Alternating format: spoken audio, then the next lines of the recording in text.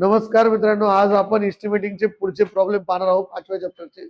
हा फॉर्म्युला कोणते कोणते लागते त्याच्यासाठी ते बघतो. डिप्रिसिएशन हा डी म्हणजे original cost minus scrap value divided by life in the year.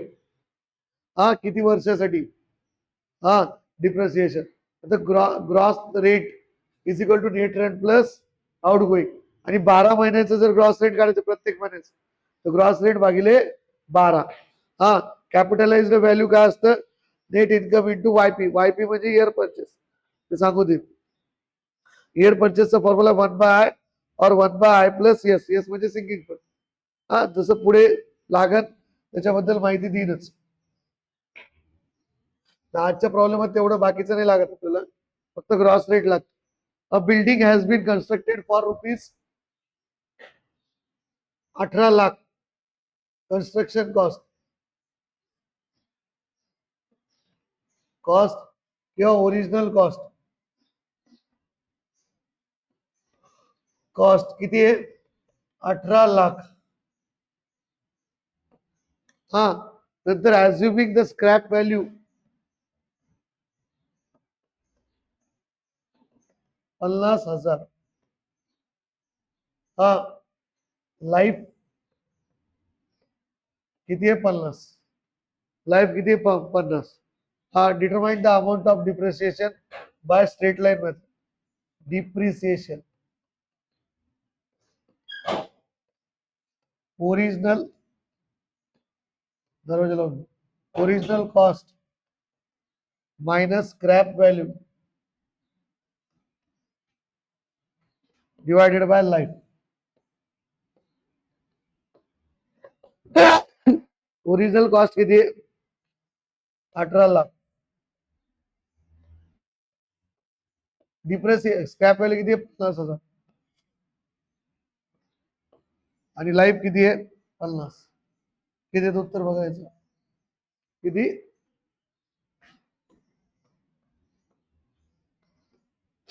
35,000 depreciation प्रत्येक वर्ष. लक्षात.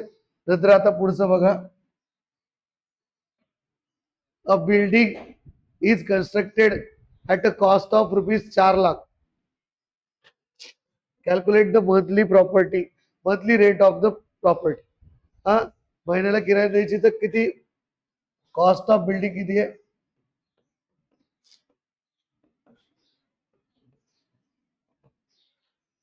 4 लाख. हा नंतर काय? Calculate the monthly rate of the property. Cost of land किती आहे? 1 lakh.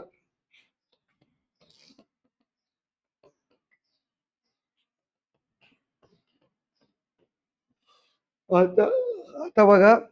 Returns accepted on cost of land. जेवढे जेवढे रिटर्न भेटते तेवढे पहिले काढून घ्यायचे. रिटर्न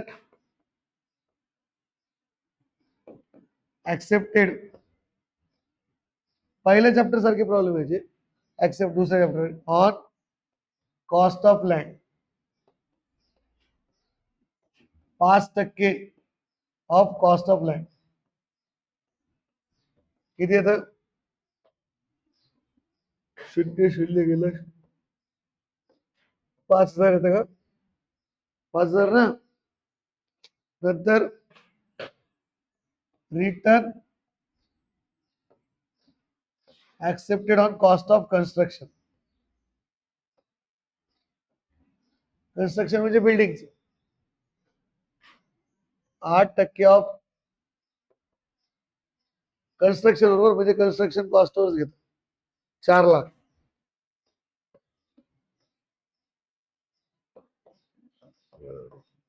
8 चोक 32 किती? ते 32,000. समजलं. नंतर repair and maintenance 0.5% of construction cost 4 lakh. किती येतं हे?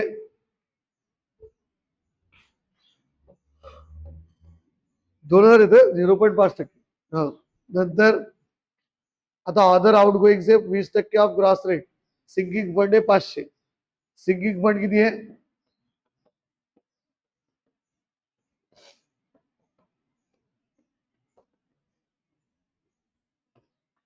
मग आता काय करायचं, 5,000 प्लस 32,000 प्लस 2,000 प्लस 500 हा नेट रेट घ्या. आता काय करायचं, टोटल नेट रेट काढायची पहिले.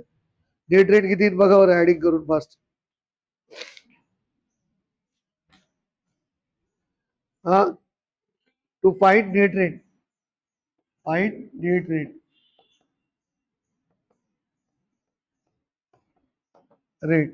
हा काय काय ऍड करायचं त्याच्यात सगळंच. 5,000 प्लस 32,000 प्लस 2,000 प्लस 500 किती येतं हे 39,500. हे झालं तुमचं नेट रेट. आता आपल्याला फॉर्म्युला माहिती आहे मित्रांनो, gross rate is equal to net rate plus outgoings. Gross rate assuming gross rate as x, full form मधल्या ग्रॉस रेट एक्स. जर ग्रॉस रेटला एक्स अज्युम केलं, नेट रेट तर तेच राहील.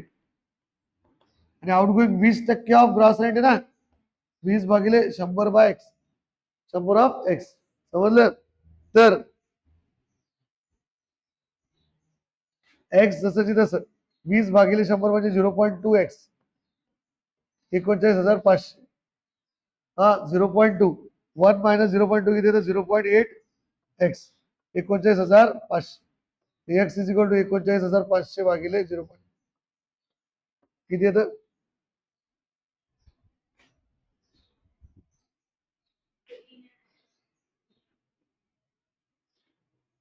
किती येतं 49,375. हा हे येतं yearly rate, yearly gross rate. X म्हणजे ग्रॉस रेट आहे ना, तर मग मंथली रेट, रेट साठी काय करतात 49,375 डिवाइडेड बाय 12. किती येतं फास्ट सांगा किती 100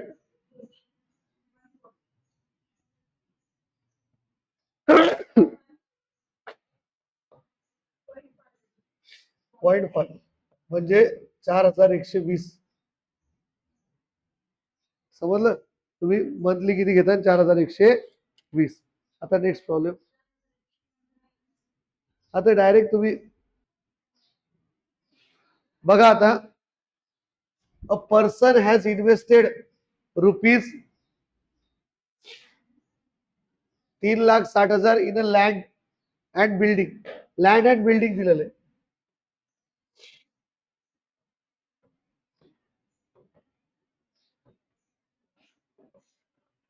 किती 3,60,000 अँड ऍक्सेप्टिंग 7% रिटर्न. हा assuming annual sinking fund is to be 2,000. Cost of annual repairs is 1,750 and management charges is rupees 3,000 per annum. Other outgoings is 20% of gross rate. Decide monthly rate. आता बघा accepting 60% return. किती टक्के return आहे 7%. तर मग return पहिले return net return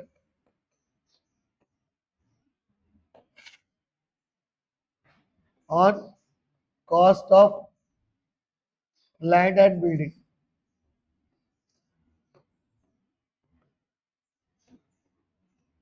building 7 भागिले 100 into 3,60,000 किती येतं बघा 25,200. नंतर हे झालं याच्यात एक. नंतर annual sinking fund. Annual sinking fund किती आहे डायरेक्ट याच्यात ऍड करू. Total net rate annual sinking fund किती आहे सिंकिंग फंड 2,000.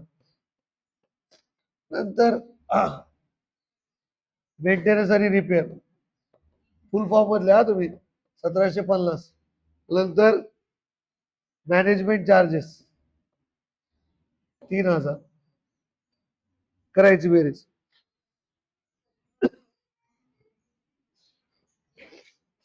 31,950. कळालं. आता ग्रॉस रेट काढायसाठी पुन्हा तेच gross rate is equal to net rate plus outgoing. तर अज्युमिंग ग्रॉस रेट एक्स,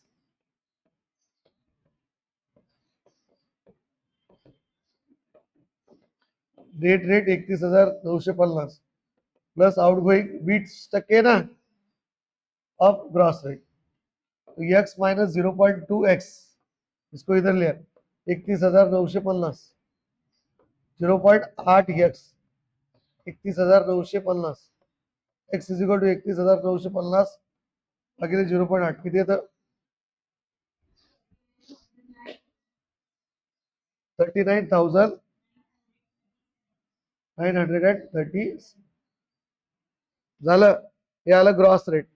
आता ग्रॉस रेट आल्यानंतर मंथली रेट 39,937 डिवाइडेड बाय 12 किती येतं 320.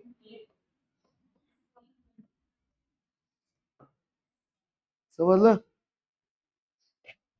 आता नेक्स्ट प्रॉब्लेम बघा. A land of 500 square metre area is purchased by a person of ₹50 per square metre. हे बघ cost of land लगेच काढून घ्यायची. Cost of land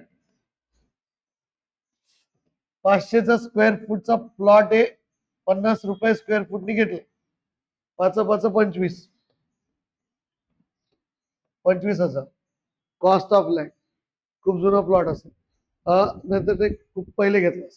and house of 200 square metre of plinth area is constructed at the rate of 900 per square metre. तुम्ही केलेले ना plinth एरियाचे problem. Cost of building, cost of building किती आहे 900. ते ऍप मध्ये आहेत बरं problem. 900 into 200, 9 2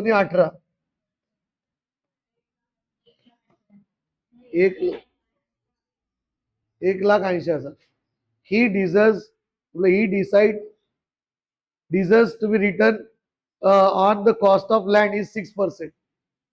Cost of land at 6% and cost of house at 10%. Net return. Return लिहिजा तर नेट रेट नाही, नेट रिटर्न. रिटर्नच लिहिलं ना आपण. 6% on cost of land. Cost of land, cost of लँडच्या 6%. 6 भागिले 100 इंटू 25,000 किती येतं सांगा fast.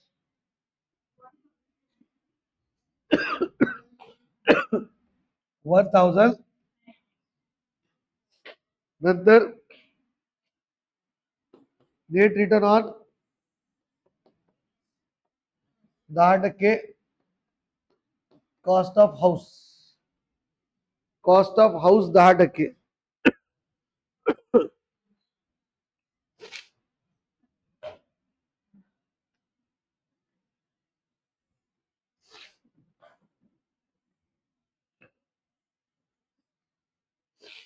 Cost of house 10%.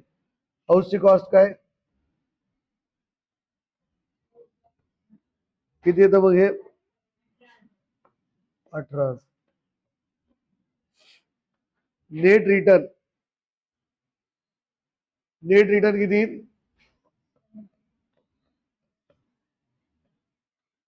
Net return 18,000 plus 1,500.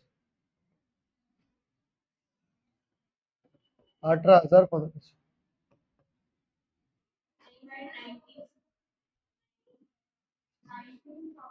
हा सॉरी 19,500 झालं. नंतर gross rate net rate plus outgoing. Gross rate किती आहे एक्स. आता नेट रेट 19,500. आउटगोईंग किती टक्के दिलेले 30% ना.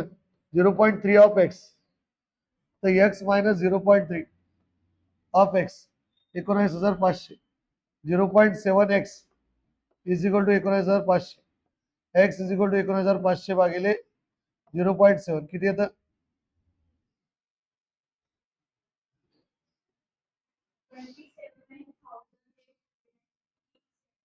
27,850. समजलं. हे झालं ग्रॉस रेट. आता रेंट पर मंथ 27,857 भागिले 12 किती येते 2,300. समजलं. कळलं. Next problem.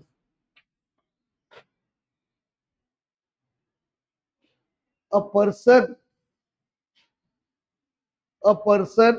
purchases plot of measuring 600 square meter at the rate 900 per meter square.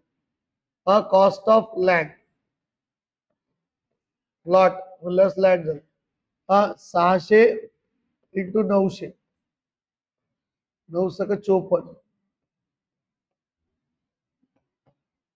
5,40,000. नंतर he construct a building having area. Cost of building area किती आहे 200. बिल्टअप एरिया 200 आणि rate 700.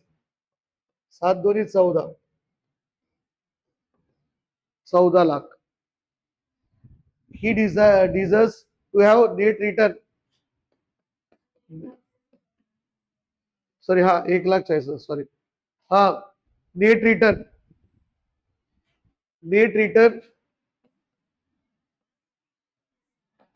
6% of building cost. 6% of building cost.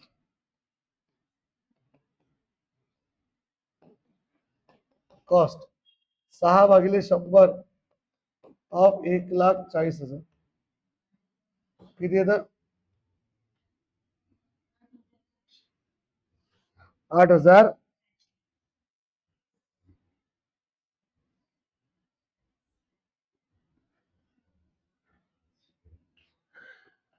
6% on cost of land आहे का. he desired to have net return of 6% on building cost and net return on 5% on land cost. उलट घेतलं चालतं. आपलं बरोबर आहे. किती येतं हे 8,400. नंतर नेट रिटर्न ऑन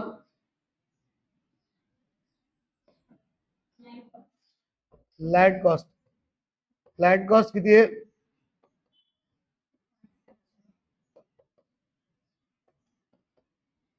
5,40,000. 27,000. हा काही मेंटेनन्स नाही ना. नेट रिटर्न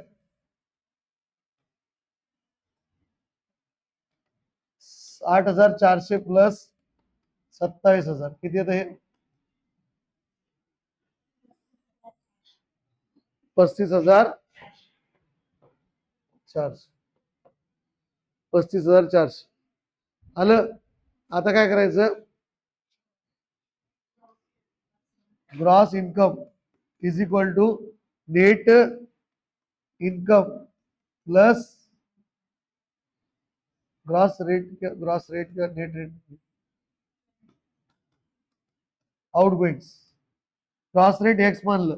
नेट रिटर्न किती आहे 35,400. आउटगोइंग किती आहे 0.22 of X. X minus 0.22 of X 35,400 किती येतं हे 0.68 X 35,400. X is equals to 35,400 divide by 0.68 किती येतं एक्स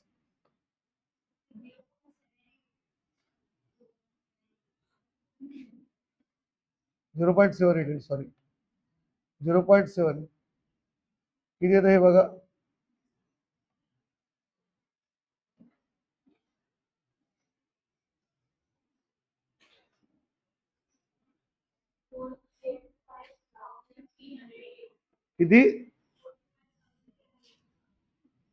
45,384 हा मग याला मंथली रेट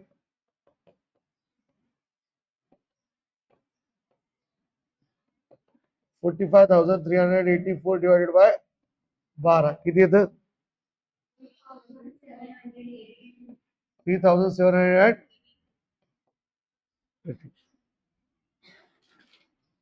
झालं